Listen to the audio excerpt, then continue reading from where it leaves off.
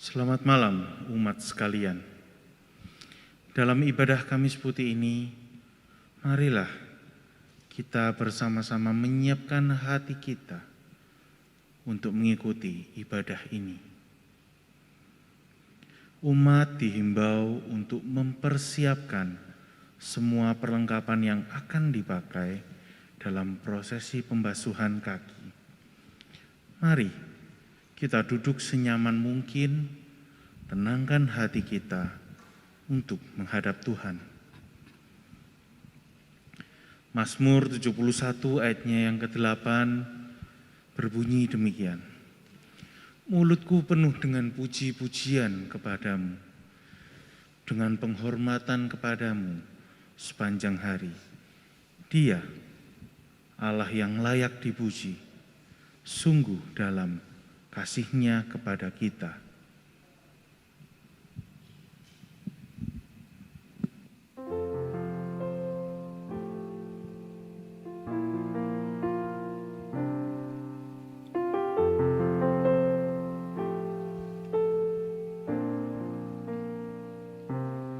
Kau sungguh indah tiada taranya, sungguh menakjubkan,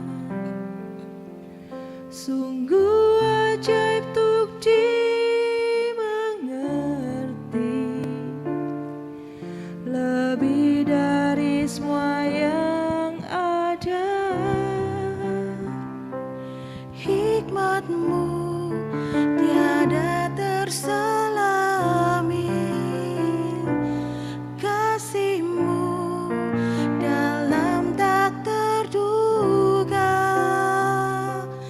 Kau sungguh indah tiada taranya, mulia dan berkuasa.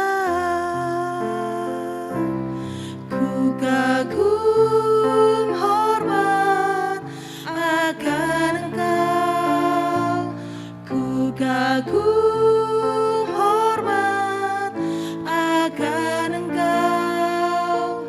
Kau Allah yang layak dipuji, ku kagum akan Engkau.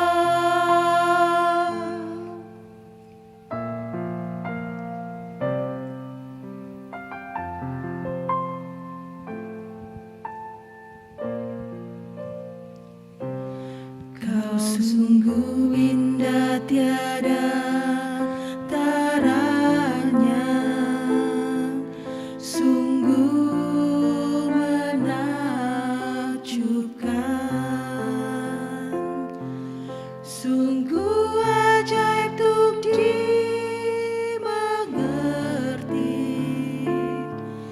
lebih dari semua yang ada.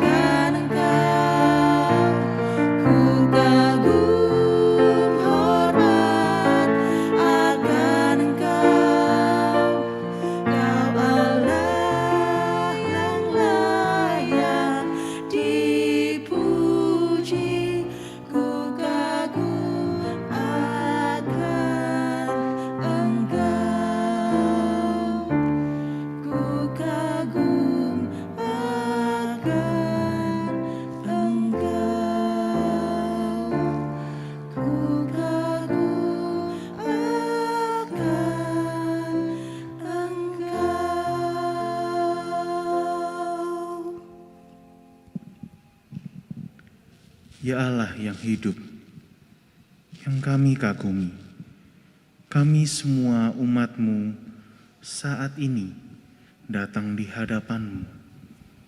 Kiranya kami dapat menghayati dan memaknai ibadah Kamis Putih ini. Tolonglah kami semua, dalam nama Tuhan Yesus.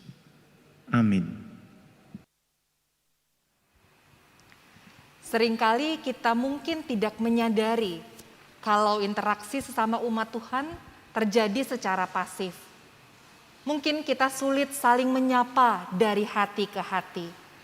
Kata-kata kita terbatas pada formalitas belaka. Padahal Tuhan Yesus menginginkan kita menjadi pribadi yang dapat saling merangkul sebagai satu komunitas kasih dalam satu tubuh Kristus. Sudahkah kita melakukannya?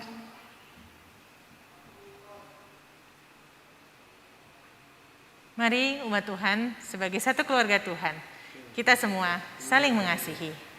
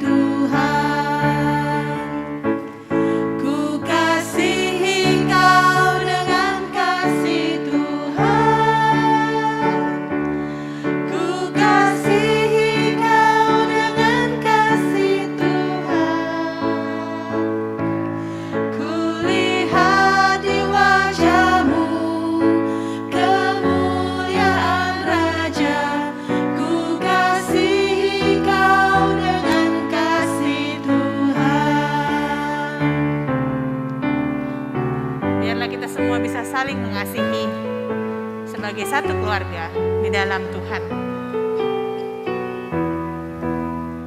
Ku cinta keluarga Tuhan. Ku cinta keluarga Tuhan, terjalin mesra sekali. Semua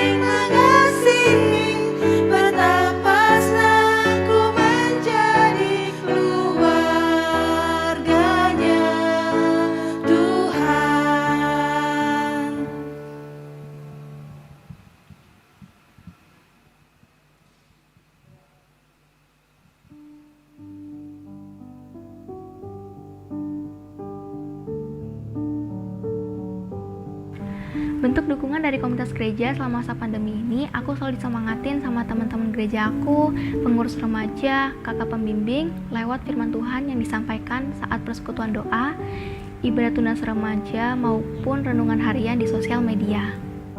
Bentuk dukungan yang saya terima dari rekan-rekan saya di gereja adalah mereka selalu memastikan bahwa saya tidak merasa sendiri. Mereka terkadang menanyakan kabar saya bagaimana, terus mereka ngajak video call, mereka terkadang juga ngajak main bareng, seperti itu. Bagi saya, GKI PTI telah melakukan terobosan yang luar biasa, yaitu merubah ibadah offline menjadi ibadah online. Di masa pandemi ini, kita dilarang untuk berkumpul, berkerumun, dan harus di rumah. Tentunya keadaan ini tidak mengenakan bagi kita semua. Namun gereja senantiasa menyediakan yang terbaik, mengusahakan yang terbaik, yaitu memberikan ibadah online yang bisa diakses di mana saja dan kapan saja. Tentunya ini memberikan semangat bagi jemaat untuk bisa mendengarkan firman Tuhan setiap minggu dan mendengarkan program-program gereja yang menguatkan iman bagi para jemaat. Ini merupakan dukungan yang luar biasa. Shalom, saya bersyukur untuk dukungan teman-teman komunitas gereja, khususnya lewat salah satu grup WA yang ada. Di situ saya bisa berbagi, kita bisa share apa adanya, juga cerita lewat video call dan kita saling memberi semangat, saling mendoakan satu dengan lainnya. Tuhan begitu ajaib berkarya waktu anak kami Reinhard yang ada di Salatiga kena COVID. Entah bagaimana Tuhan itu mengirimkan orang-orang untuk membantu mengurus segala sesuatu kebutuhan Rein tanpa kami sebagai orang tua ada di sana. Baik itu kebutuhan perawatan di rumah sakit dan makanan, obat-obatan, minuman, semua Tuhan cukupkan. Sebagai kaum lansia, otomatis kekhawatiran, ketakutan itu mungkin ya lebih dari kaum yang masih muda. Karena merasa rentan, apalagi yang sudah punya sakit, pernah sakit, itu sangat mengkhawatirkan. Jadi kami sungguh bersyukur melalui komunitas gereja kami, di mana Bapak Pendeta Fran itu dengan cepat membuat suatu program Suara Gembala, sehingga membuat kami itu lebih percaya bahwa Tuhan senantiasa mau menolong setiap anak-anaknya yang tetap percaya pada Dia, dan itu sangat menguatkan. Juga kami punya grup WA sesama lansia. Di situ kami bisa saling menanyakan, karena kami tidak bisa bertemu, tapi tetap bisa bertemu di WA. Apalagi kami bersyukur ada fasilitas-fasilitas yang bisa kami pakai. Itu bisa saling telepon, saling menanyakan kesehatan masing-masing, saling menyapa, dan bukan hanya menyapa saja, saling menghibur, membagikan informasi-informasi yang diperlukan. Misalnya kalau ini ada makanan kesehatan, ada senam yang baik untuk lansia, itu semua kami bagikan dan membuat lansia tetap bersemangat, baik secara jasmani dan rohani. Karena masa pandemi saat ini sulit kemungkinannya untuk kita semua bisa beribadah secara langsung di gereja. Maka dari itu, ibadah dialihkan menjadi online seperti via Zoom ataupun live streaming di YouTube. Tetapi, banyak juga lansia yang masih belum melek teknologi. Maka dari itu, saya dan beberapa pengurus remaja dan pemuda berinisiatif untuk mengunjungi rumah mereka dan membantu mereka cara menggunakan Zoom ataupun mengikuti ibadah lewat live streaming di YouTube. Saya juga pernah mendukung salah satu teman gereja saya yang menghilang dari komunitas seperti saya 3 tahun lalu, dan itu membuat saya teringat teman-teman saya tidak menyerah dengan saya seperti itu sih. Jadi saya juga nggak ingin untuk menyerah dengan dia. Jadi yang saya lakukan adalah saya selalu make sure kalau dia tidak merasakan kalau dia itu sendiri. Saya selalu chat dia meskipun dia pada awalnya nggak pernah balas, tapi saya tetap chat dia terus sih sampai pada suatu titik akhirnya itu membuat dia terbuka. Saya juga pernah memberi dukungan kepada salah satu jemaat kita yang ada di PTI selama dia isolasi mandiri. Tuhan menggerakkan saya untuk bisa menghubungi dia dan menanyakan apa kebutuhan beliau. Meskipun hanya bantuan sederhana, yaitu tas kresek untuk sampah.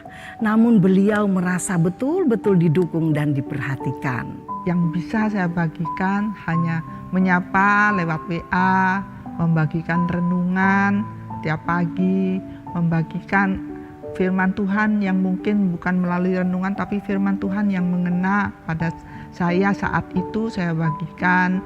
Juga kalau ada yang curhat, yang keluhan-keluhan mereka, kalau saya tidak bisa memberi solusi, saran-saran, ya paling tidak saya mendoakan agar masalah itu bisa diatasi. Dan juga kalau mau berbagi sedikit makanan atau apapun, karena sekarang ada fasilitas ojol, jadi kita bisa berkirim. Itu saja sebagai lansia yang bisa dapat kami bagikan. Buat aku, arti komunitas kasih adalah suatu perkumpulan orang-orang atau jemaat yang peduli dan mengasihi terhadap sesama baik di dalam gereja maupun di luar gereja. Menurut saya komunitas adalah orang-orang yang terbentuk karena memiliki interest yang sama akan satu hal dan orang-orang yang tidak menyerah pada kita bagaimanapun keadaannya, dan orang-orang yang percaya pada kita di saat terkadang kita tuh nggak percaya pada diri kita sendiri sih. Orang-orang yang selalu mendukung kita, selalu memberikan uluran tangannya pada kita di saat kita terpuruk seperti itu. Komunitas kasih di gereja memiliki peran yang penting bagi saya dan keluarga, karena disinilah kita saling membangun, saling menguatkan, dan saling menopang di dalam kasih Tuhan. Di masa pandemi, di masa-masa sulit seperti ini, di masa bahkan yang tidak pernah kita alami sebelumnya, pasti ada kekhawatiran dan ketakutan.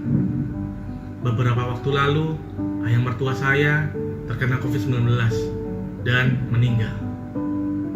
Berat bagi kami dan keluarga. Namun, di dalam komunitas ini, kita dikuatkan, kita diajarkan bagaimana memiliki iman yang benar, dan pengharapan hanya di dalam Tuhan. Sehingga komunitas ini tentu sangat membantu bagi kami sekeluarga dan menguatkan kami sekeluarga.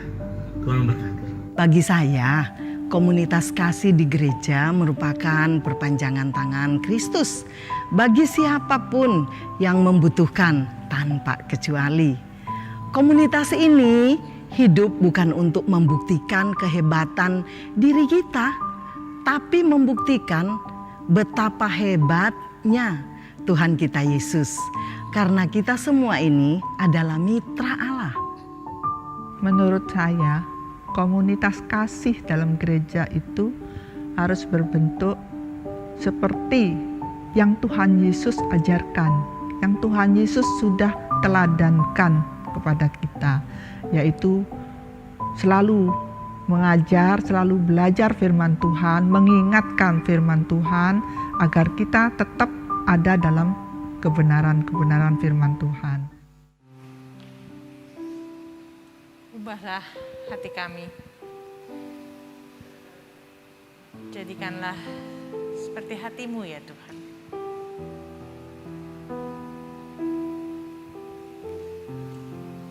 Kami rindu memancarkan kasih-Mu sebagai satu komunitas.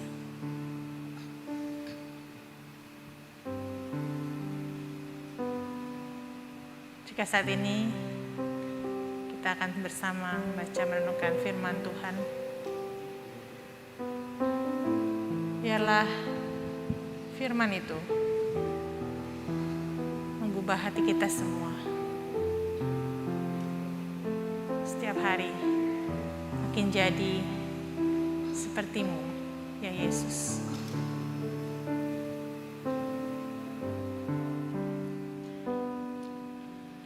Bapa Kau setia, takkan meninggalkan, dan ku percaya Engkau milikku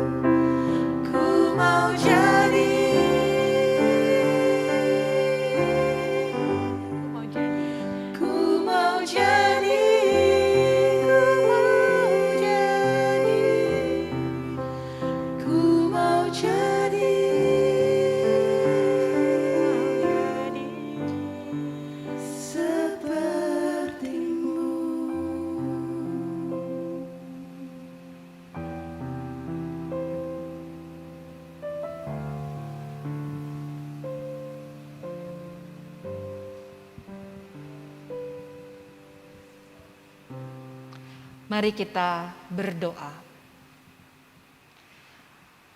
Sungguh benar ya Bapa, kami rindu hati kami diubahkan seperti hati-Mu. Sungguh kami jauh dari sempurna, kami jauh dari putih itu. Karena itu kami rindu untuk mendengarkan firman-Mu, agar kami lebih mengerti lagi, agar kami lebih mampu mengubah lagi hal-hal yang tidak berkenan di dalam diri kami. Ya Roh Kudus, mampukan kami untuk memahami kebenaran firman Tuhan itu. Pakailah mulut lidah hamba-Mu ini untuk menyampaikan kebenaran firman Tuhan. Dan kami percaya, ketika kami membuka hati kami akan diubahkan seperti seputih hati-Mu. Di dalam nama Tuhan kami Yesus Kristus, kami berdoa. Amin. Pembacaan firman Tuhan terambil dari Yohanes 13 ayat 1 sampai 17 dan 31 sampai 35. Demikian firman Tuhan. Sementara itu, sebelum hari raya Paskah mulai, Yesus telah tahu bahwa saatnya sudah tiba untuk beralih dari dunia ini kepada Bapa. Sama seperti Ia senantiasa mengasihi murid-muridnya, demikianlah sekarang Ia mengasihi mereka sampai kepada kesudahannya. Mereka sedang makan bersama dan iblis telah membisikkan rencana dalam hati Yudas Iskariot, anak Simon, untuk mengkhianati Dia. Yesus tahu bahwa Bapanya telah menyerahkan segala sesuatu kepadanya dan bahwa Ia datang dari Allah dan kembali kepada Allah. Lalu bangunlah Yesus dan menanggalkan jubahnya. Ia mengambil selai kain lenan dan mengikatkannya pada pinggangnya. Kemudian Ia menuangkan air ke dalam sebuah basi dan mulai membasuh kaki murid-muridnya, lalu menyekanya dengan kain yang terikat pada pinggangnya itu. Maka sampailah Ia kepada Simon Petrus. Kata Petrus kepadanya, "Tuhan, Engkau hendak membasuh kakiku?" Jawab Yesus kepadanya, "Apa yang kuperbuat engkau tidak tahu sekarang, tetapi engkau akan mengertinya kelak." Kata Petrus kepadanya, "Engkau tidak akan membasuh kakiku sampai selama-lamanya." Jawab Yesus, "Jikalau aku tidak membasuh engkau, engkau tidak mendapat bagian dalam aku." Kata Simon Petrus kepadanya, "Tuhan, jangan hanya kakiku saja, tetapi juga tangan dan kepalaku." Kata Yesus kepadanya, "Barang siapa telah mandi, ia tidak usah membasuh diri lagi selain membasuh kakinya, karena ia sudah bersih seluruhnya. Juga kamu sudah bersih, hanya tidak semua. Sebab ia tahu siapa yang akan menyerahkan ia. Karena itu ia berkata, tidak semua kamu bersih." Sesudah ia membasuh kaki mereka, ia mengenakan pakaiannya dan kembali ke tempatnya. Lalu ia berkata kepada mereka, "Mengertikah kamu apa yang telah kuperbuat kepadamu? Kamu menyebut aku guru dan Tuhan, dan katamu itu tepat, sebab memang akulah guru dan Tuhan. Jadi jikalau aku membasuh kakimu, aku yang adalah Tuhan dan gurumu, maka kamu pun wajib saling membasuh kakimu. Sebab aku telah memberikan suatu teladan kepada kamu, supaya kamu juga berbuat sama seperti yang telah kuperbuat kepadamu. Aku berkata kepadamu, sesungguhnya seorang hamba tidaklah lebih tinggi daripada tuannya, ataupun seorang utusan daripada dia yang mengutusnya. Jikalau kamu tahu semua itu, maka berbahagialah kamu jika kamu melakukannya. Sesudah Yudas pergi, berkatalah Yesus, sekarang anak manusia dipermuliakan dan Allah dipermuliakan di dalam dia. Jikalau Allah dipermuliakan di dalam dia, Allah akan mempermuliakan dia juga di dalam dirinya dan akan mempermuliakan dia dengan segera. Hai anak-anakku, hanya seketika saja lagi aku ada bersama kamu. Kamu akan mencari aku dan seperti yang telah kukatakan kepada orang-orang Yahudi, ke tempat aku pergi, tidak mungkin kamu datang. Demikian pula aku mengatakan sekarang juga kepadamu. Aku memberikan perintah baru kepada kamu, yaitu supaya kamu saling mengasihi. Sama seperti aku telah mengasihi kamu, demikian pula kamu harus saling mengasihi. Dengan demikian, semua orang akan tahu bahwa kamu adalah murid-muridku, yaitu jikalau kamu saling mengasihi. Demikian bacaan firman Tuhan.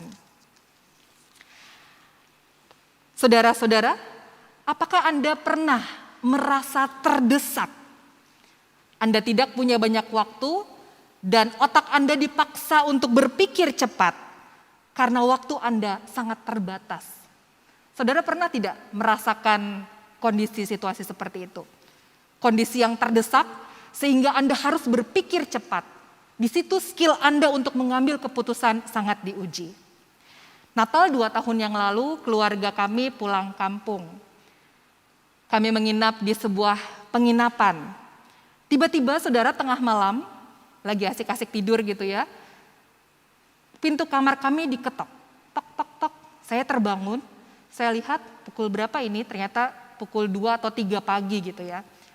Saya pikir, wah ini orang iseng atau dia salah ketok kamar atau gimana, saya lanjut tidur lagi. Tidak lama kemudian, belum sempat tertidur pulas, diketok sekali lagi. Diketoknya sih biasa aja ya, nggak gedor-gedor gitu, nggak cuman ketokan biasa, tok tok tok begitu. Lalu saya bangunin suami saya, Pih kayaknya ada yang ketok kamar kita. Lalu suami saya bangun dan mengintip dari lubang pintunya, ternyata nggak ada siapa-siapa. Ya wes, kita tidur lagi berarti. Tidak lama kemudian telepon saya berbunyi. Ternyata saya lihat, oh dari adik saya, dia tidur di kamar di lantai di atas gitu ya. Lantai 2 atau lantai 3 saya lupa. Dia telepon, terus dia bilang, suaranya gaduh gitu di telepon itu. Dia bilang, Kak kamu di mana? Ya di kamar gitu, saya jawab. Woi cepet keluar itu, kita hotelnya kebakaran katanya dari dapur. Terus saya langsung lompat, terus saya langsung bangunin anak-anak kami. Lalu tanpa komando yang banyak, hanya satu komandonya saudara, masukin sebanyak-banyaknya pakaian atau apapun yang bisa kita masukin ke dalam koper begitu. Kita cepet-cepet packing sebisa mungkin, packing kilat, apapun yang bisa kita masukin, udah nggak pakai dirapi-rapiin lagi. Seketika itu juga kami langsung menyiapkan koper dan kita siap-siap untuk keluar dari kamar itu. Puji Tuhan saat itu kami di lantai dasar saudara. Dan kamar kami ada 2 pintu, satu pintu yang menuju ke lobi dan satu lagi pintu yang menuju ke taman. Jadi kami keluar melalui pintu yang ke taman itu, kami nggak berani keluar ke pintu yang menuju ke lobi. Yang kami aneh adalah, kenapa kok ini sepi amat gitu ya? Nggak ada suara orang lari-lari kek, atau ada orang bawa-bawa koper kek, atau sirine kek, apa kek gitu ya. Kita nggak dengar suara apa-apa kok sepi gitu, makanya kita nggak ada curiga apapun. Kami lari sambil gerek-gerek koper dan dalam hitungan beberapa menit kami sudah tiba di tempat yang aman. Lalu saya langsung tanya sama adik saya, tadi kamu ya yang ketok-ketok kamar? Oh enggak Kak, katanya sorry, soalnya kita lagi repot nih ngurusin si kecil. Oh iya nggak apa-apa. Tapi tadi tak lihat ada petugas hotel sih ngetokin pintu kamar satu-satu. Saudara kami sangat bersyukur di tengah keterdesakan waktu, di tengah suasana yang begitu pelik seperti itu, ada orang yang tetap peduli terhadap orang lain. Ketergesa-gesaan, keburu-buruan, hal seperti itu mengingatkan kita kepada Paskah Perjanjian Lama, Paskah Yahudi yaitu ketika Allah akan membebaskan bangsa Israel di perbudakan di Mesir.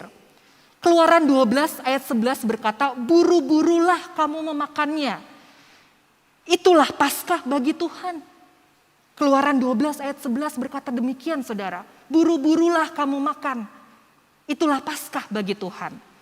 Ketergesa-gesaan dan keburu-buruan itu dikarenakan mereka harus segera action untuk melakukan perjalanan Exodus itu. Dan perjamuan makan yang dirayakan Yesus bersama para murid adalah untuk mengenang peristiwa itu. Mengenang sebuah peristiwa keterburu-buruan, ketergesa-gesaan. Yohanes 3 ayat 1 mencatat, saatnya sudah tiba untuk beralih dari dunia ini kepada Bapa. Perjamuan terakhir yang dilakukan oleh Yesus mau menunjukkan adanya keterburu-buruan, keterdesakan waktu. Yesus tahu betul waktunya sudah dekat.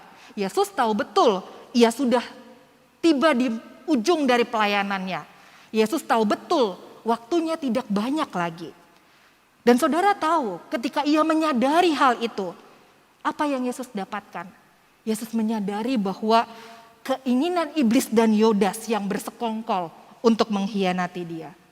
Di tengah keterburu-buruan dan keterdesakan waktu, Yesus menemukan satu fakta bahwa ada persengkokolan antara iblis dan Yudas untuk mengkhianati dia. Wah, coba ya saudara bayangkan ya, dalam keterdesakan waktu tiba-tiba ada masalah yang seperti itu. Kita mungkin sering atau mungkin kita pernah, sering sih mudah-mudahan enggak, mungkin kita pernah mengalaminya. Waktunya udah mepet nih, kita semua lagi dikejar-kejar waktu, udah kepepet banget. Tiba-tiba ada troublemaker, kesel enggak? Emosi enggak? Sebagian kita mungkin akan emosi. Namun tidak begitu dengan Yesus saudara. Yesus tidak bereaksi secara emosi. Dengan begitu tenangnya, dengan begitu bijaksananya ia berkata di ayat 11. Tidak semua kamu bersih. Yesus tetap bersikap tenang. Itu adalah sebuah teguran bukan kepada Yudas. Tapi Yesus tidak membabi buta begitu kepada Yudas. Dia tidak menunjukkan emosinya. Begitu kontras pengkhianatan Yudas dibalas dengan kasih Yesus yang menegur secara halus. Luar biasa. Dalam sebuah komunitas dimanapun Anda berada saudara, entah itu di dalam komunitas keluarga, di dalam komunitas pekerjaan mungkin, di dalam komunitas gereja bahkan, ada titik-titik krusial di mana Anda dituntut untuk bersikap tenang, bahkan ketika emosi rasanya udah diubun-ubun. Benar nggak? Kasih itu harus lebih besar daripada emosi Anda. Ini kunci yang pertama saudara dalam membangun sebuah komunitas yang mau saya bagikan untuk kita semua. Dalam komunitas apapun ya, misalnya dalam gereja, dalam keluarga, dalam pekerjaan. Saat emosi Anda meluap-luap, saat Anda tidak bisa mengendalikan emosi Anda, berarti Anda telah gagal untuk menunjukkan kasih di dalam komunitas ini. Itu poin yang pertama. Itu yang mau saya bagikan buat kita semua. Ketika perjamuan terakhir itu berlangsung, saudara-saudara sekalian, tidak ada seorang pun dari murid-murid yang mau melakukan pembasuhan kasih. Yesus mengambil inisiatif dan ini poin kedua. Saudara-saudara dalam membangun komunitas kasih, inisiatif untuk memulai itu adalah hal yang penting. Anda jangan berharap orang lain untuk melakukannya lebih dahulu. Kalau Anda mengasihi komunitas itu, mulailah dari diri Anda sendiri. Jangan berharap orang lain untuk mengubahnya, untuk berubah lebih dulu. Tapi mulailah dari diri Anda. Kita lebih sering dan mungkin memang lebih mudah untuk kita menyuruh orang lain merubah duluan. Tapi kita sendiri menolak. Inisiatif itu mahal harganya. Karena inisiatif tidak bisa diwakilkan dengan kata-kata. Inisiatif adalah sesuatu yang gak bisa cuma ngomong doang. Inisiatif hanya akan terlihat saat ada aksi nyata, saat ada perbuatan nyata. Coba saudara perhatikan, jelas sekali terlihat tindakan Yesus bukan? Lalu bangunlah Yesus menanggalkan jubahnya, mengambil kain lenan, mengikatkan di pinggangnya, ia menuangkan air dan mulai membasuh kaki para murid. Yesus berinisiatif, dia tidak banyak bicara, tetapi jelas apa yang ia lakukan. Dan dalam kerelaannya, ia membungkuk dan membasuh kaki para muridnya seperti para hamba atau para budak. Dan tindakan itu tidak menunjukkan harga diri Yesus dijatuhkan, tetapi justru sebaliknya. Saudara-saudara sekalian, di dalam kita membangun komunitas kasih, saat Anda berinisiatif melakukan dengan kerelaan hati, saat Anda melakukan aksi nyata, bukan hanya kata, di situ Anda mendapat bagian di dalam Kristus. Dan bagaimana jika kalau saat kita melakukannya, tapi kita malah mendapatkan penolakannya? Anda pernah merasakan seperti itu? Ketika Anda justru mau menunjukkan kasih, ketika Anda mau melakukan aksi kasih itu, tapi justru Anda mendapat penolakan. Ini adalah poin yang ketiga yang mau saya sampaikan. Simon Petrus bertanya, Tuhan, Engkau hendak membasuh kakiku? Saudara-saudara sekalian, pertanyaan Petrus itu bukan sebuah pertanyaan ketidaktahuan. Tapi pertanyaan Petrus itu adalah pernyataan penolakan Petrus yang menolak untuk dibasuh kakinya oleh Tuhan Yesus. Dalam ketidaktahuan dan dalam ketidakmengertiannya, Petrus merasa lebih tahu daripada Tuhan Yesus. Anda mungkin pernah ditolak saat melakukan sebuah tindakan kasih. Anda berniat untuk menunjukkan kasih, tapi Anda disalah mengerti. Mereka tidak paham niat baik Anda. Saudara, kalau Anda mengasihi orang yang menerima Anda, kalau Anda mengasihi orang yang mengasihi Anda, kalau Anda mengasihi seseorang yang menguntungkan Anda, itu adalah hal yang mudah. Tapi sebaliknya, ketika Anda mengasihi seseorang yang menolak Anda, ketika Anda harus mengasihi seseorang yang salah mengerti terhadap diri Anda, itu yang sulit. Terhadap orang-orang yang seperti itu biasanya kita gimana? Saat kita menunjukkan kasih terhadap mereka dan mereka menolak atau bahkan mereka salah mengerti terhadap kita, biasanya kita akan berhenti. Kita akan bilang, ya yang penting saya niatnya baik, ya yang penting saya sudah mencoba melakukan. Ya kalau dia tetap marah, kalau dia tetap menolak, kalau dia malah menghakimi saya, ya sudah saya berhenti sampai di sini. Bukankah kita biasanya seperti itu, saudara? Tapi lihatlah, Yesus tidak demikian. Yesus tetap berketetapan untuk membasuh kaki Petrus. Sekalipun Petrus sebenarnya menolak. Tindakan kasih Yesus tidak berhenti, saudara. Karena yang Yesus lakukan, membasuh kaki para murid, itu sebenarnya bukan untuk dirinya, bukan untuk diri Yesus. Tindakan Yesus membasuh kaki para murid, itu bukan untuk kepentingan Yesus. Tapi untuk kepentingan para murid. Itu justru kebutuhannya para murid. Ini berkaitan dengan poin saya yang keempat, yaitu poin yang terakhir. Yesus memberikan perintah baru kepada mereka. Yesus memberikan perintah baru kepada kita semua. Yaitu supaya kamu saling mengasihi, sama seperti aku telah mengasihi kamu, demikian pula kamu saling mengasihi satu dengan yang lain.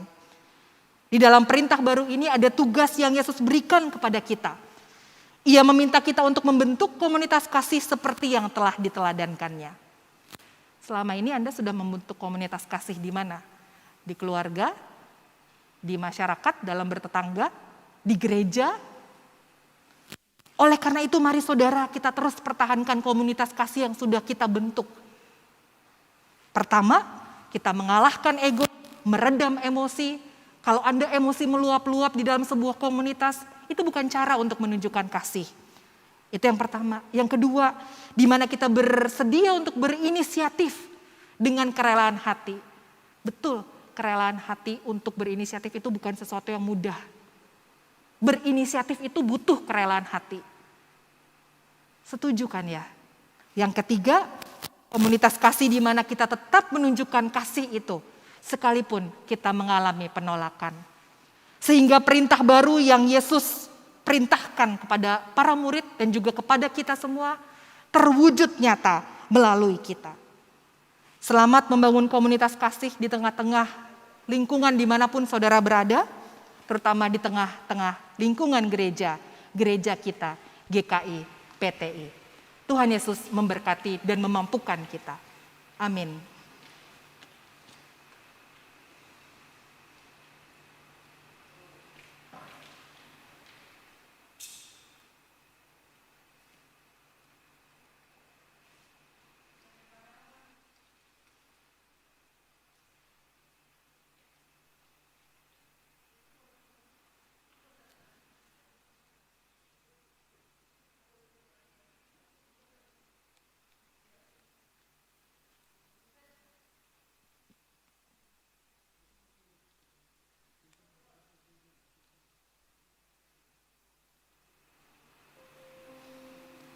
Saat ini mari kita sama-sama melakukan refleksi dan memeriksa diri kita. Rasakan dan renungkan. Sudahkah kita menghayati kasih Tuhan kepada kita?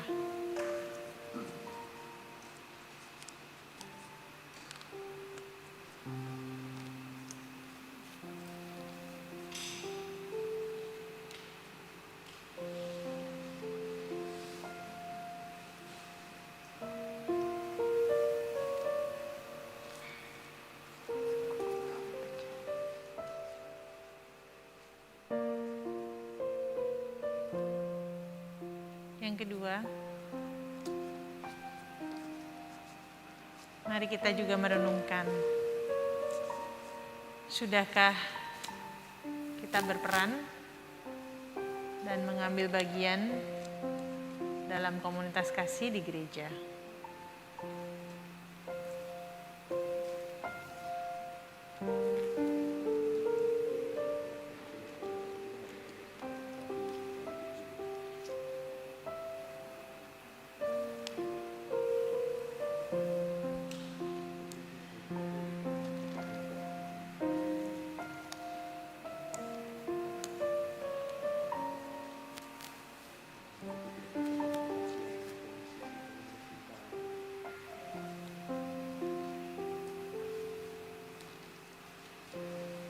Yang ketiga,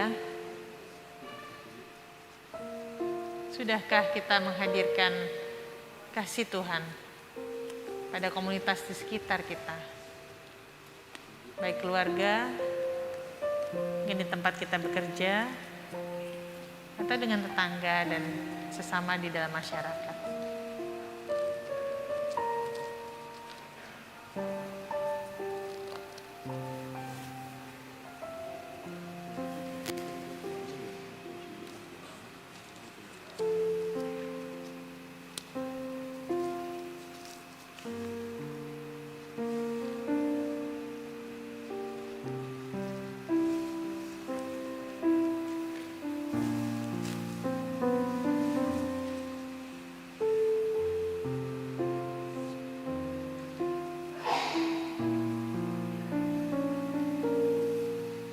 Mari saudara, kita bawa perenungan kita kepada Tuhan.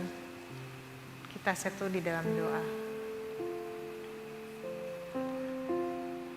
Bapa, di dalam kasih-Mu, Engkau memanggil kami untuk mengasihi lebih daripada emosi kami, untuk dengan kerelaan hati menunjukkan inisiatif terlebih dahulu mengasihi sesama kami. Bahkan sekalipun ada penolakan, ada yang curiga, ada yang gak bisa terima kalau kami mengasihi mereka. Tapi biarlah kami tetap teguh dan mengingat perintah baru dari Tuhan untuk saling mengasihi. Ya Bapa, kami rindu hati kami dipenuhi kasih-Mu. Kami tahu tidak mudah karena kami lebih sering mengasihi diri sendiri daripada Tuhan maupun sesama. Tapi kami percaya Roh-Mu berkuasa mengubah hati kami. Tuhan mengatakan bahwa hatimu yang keras akan kuubah menjadi lembut. Tuhan mengatakan bahwa kasih Tuhan akan memenuhi hati kami. Karena Engkau adalah cinta kasih itu sendiri ya Tuhan. Biarlah Allah Roh Kudus terus menumbuhkan cinta kasih di dalam diri kami. Cinta kasih kepada Tuhan maupun cinta kasih kepada sesama kami. Ajar kami merendahkan diri seperti Kristus Yesus yang yang di malam sengsaranya sekalipun tetap mengasihi murid-muridnya sampai akhir. Penuhilah hati kami Tuhan dengan kasih-Mu yang besar. Kami beriman dan memohon dan percaya di dalam nama Tuhan Yesus Kristus yang sudah terlebih dahulu mengasihi kami, sehingga kami mampu saling mengasihi. Amin.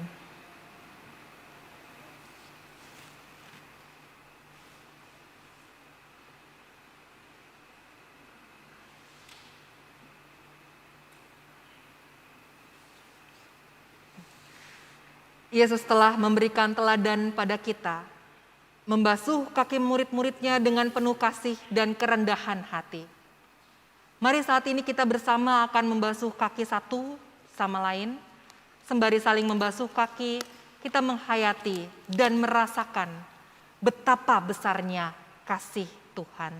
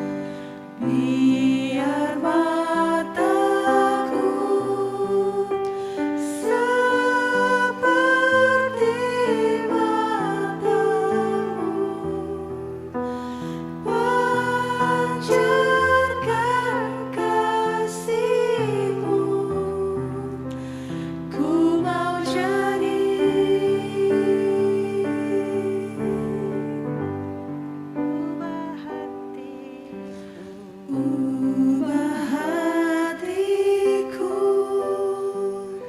seputih hatimu, setulus salibmu, kasih-Mu Tuhan. Biar mataku seperti matamu, pancarkan kasih-Mu, ku mau jadi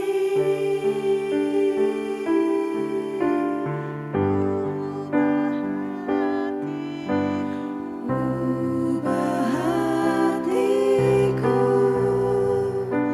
seputih hatimu, setulus salibmu, kasih-Mu Tuhan.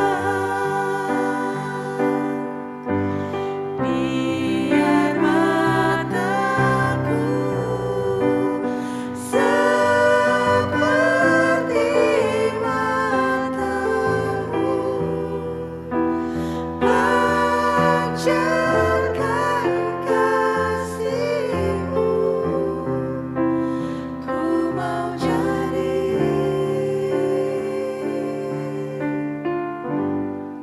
seperti-Mu.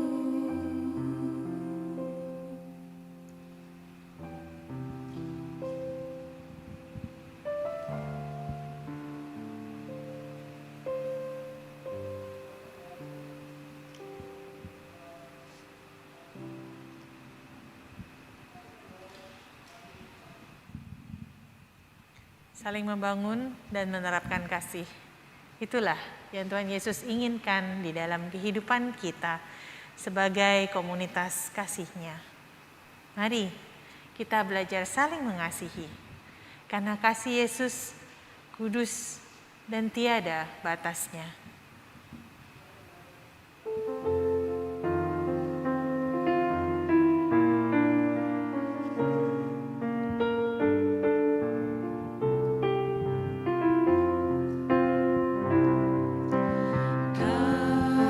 Kasih pasti lemah lembut, kasih pasti memaafkan, kasih pasti murah hati, kasih-Mu, kasih-Mu Tuhan. Kasih pasti lemah lembut, kasih pasti memaafkan, kasih pasti murah hati, kasih-Mu, kasih-Mu Tuhan. Ajarilah kami ini saling mengasihi, ajarilah kami ini saling mengampuni, ajarilah kami ini kasih-Mu ya Tuhan, kasih-Mu kudus tiada batasnya. Ajarilah kami ini saling mengasihi, ajarilah kami ini saling mengampuni, ajarilah kami ini kasih-Mu ya Tuhan, kasih-Mu kudus tiada batasnya.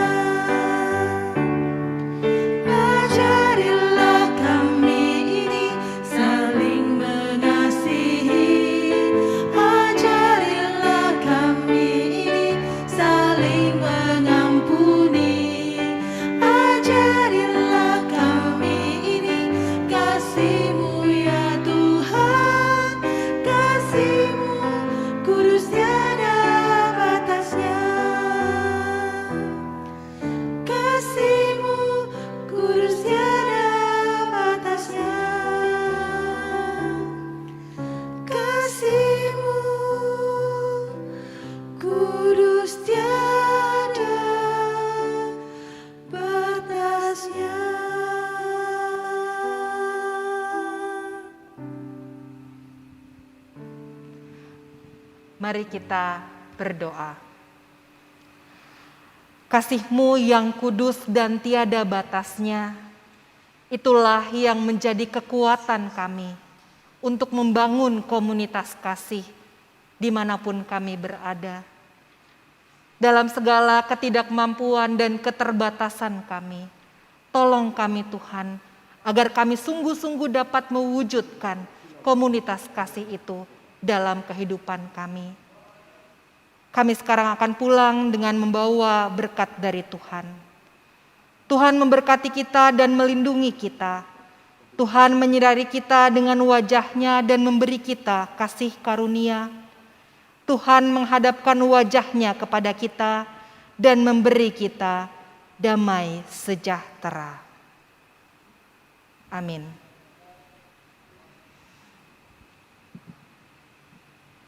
Kristus telah menyerahkan dirinya bagi keselamatan kita, agar kita menjadi komunitas kasih-Nya. Malam ini, mari kita mengenang sengsaranya dan mempersiapkan diri untuk ibadah Jumat Agung besok.